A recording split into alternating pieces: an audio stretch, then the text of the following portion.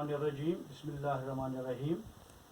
My dear students of 8th class, I welcome you in this offering class. Our subject is Social Science History. Lesson number 7, Civilizing the Native, Educating the Nation. The Britishers who came to India for trade and established their trade in Bengal under the name of East India Company. They conquered different states of India, but they felt that they had a cultural mission.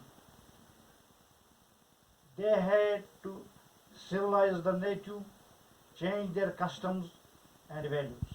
जैसा कि आपको मालूम है प्यारे बच्चों कि बरतानिया जो हिंदुस्तान में तिजारत करने की गर्ज से आए थे और यहाँ पर ईस्ट इंडिया कंपनी के नाम से तिजारत शुरू की बंगाल में, और उन्होंने आहिस्ता आहिस्ता हिंदुस्तान की बहुत सी रियासतों पर कब्जा किया और उन्होंने रेवेन्यू हासिल करने का हक भी हासिल किया। लेकिन एक वक्त आया जब उन्होंने ये महसूस किया कि हमें हिंदुस्तानी बाशिंदों को, यहाँ के रहने वालों को सिविलाइज्ड बनाना है, उन्हें तालीम देनी है।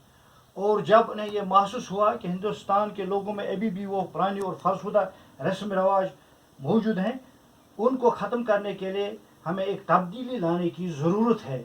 इस सिलसिले में हमें हिंदुस्तान के बाशिंदों को अपनी तारीख से रोशनास कराना है, उनकी जो कदीम रवायत हैं उनके मुतल्लिक़ उनको जानकारी हासिल देनी है।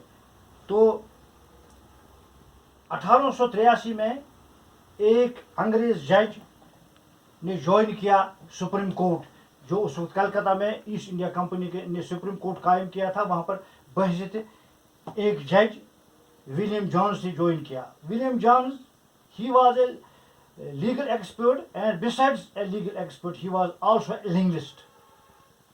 वो एक ज़बानदान भी था, उसको मुख्तलिफ ज़बानों पर अबूर हासिल था और वो मुख्तलिफ ज़बान सीखने का शौक़ भी रखता था। ही learned Greek and Latin from Oxford and picked up Arabic from a friend in Calcutta and also learned Sanskrit from a Pandit. He felt that Indians should be given education in their own language such as Sanskrit, Persian, Arabic. He, being an expert,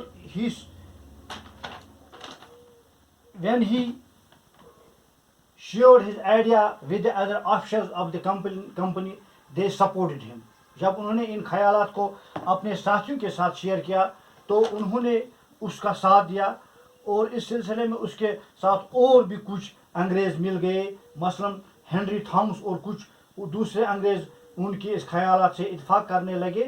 तो उन्होंने इस सिलसिले में इक़दामात उठाए और उन्होंने हिंदुस्तान के बहुत से इन ज़बानों में को सीखने की कोशिश की, और उन्होंने जो कदीम हिंदुस्तान की किताबें हैं उनको पढ़ना शुरू किया।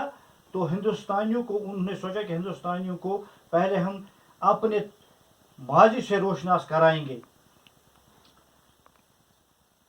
William Jones and Henry both were very interested to give the Indians education and make them civilized and make them aware of their ancient civilizations. They tried to discover the ancient texts of India, and in 1781 they started a society with the name of, in this society they started to give the education to Indians.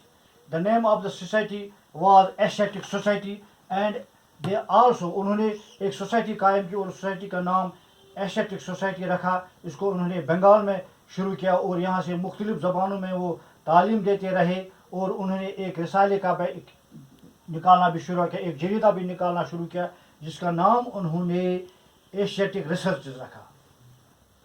और उन्होंने اس سلسلے میں ایک اور قدم اٹھایا کہ انہوں نے 1781 میں ایک مدرسے کی بنیاد رکھی، ایک مدرسہ قائم کیا جس کا مقصد تھا تو promote the study of Arabic Persian Islamic law, یعنی عربی فارسی اور اسلامی تعلیم دینے کے لیے انہوں نے ایک مدرسہ کلکتہ میں 1781 میں قائم کیا، اور 1781 میں ہی انہوں نے بنارس میں ایک کالج کی بنیاد رکھی جہاں سے وہ سنسکرت سکھاتے تھے لوگوں کو.